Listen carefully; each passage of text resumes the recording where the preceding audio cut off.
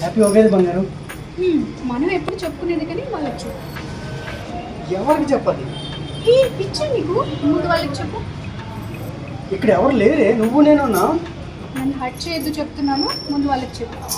ఎవరు లేరు, నీకే హ్యాపీ ఉగాది. నాకు కాదు, ముందు వాళ్ళకి చెప్తేనే నేను హ్యాపీ. వాళ్ళంటే ఎవరు? మన ఫాలోవర్స్.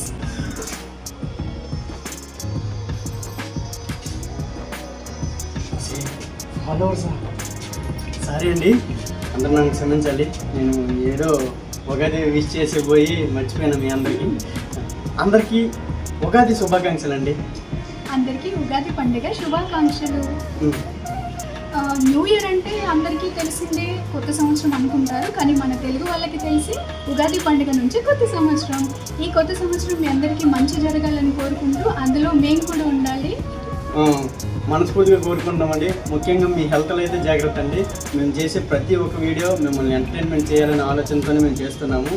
మాదేదో చిన్న ప్రయత్నం, మా ప్రయత్నానికి మీ సపోర్ట్ ఖచ్చితంగా కావాలి.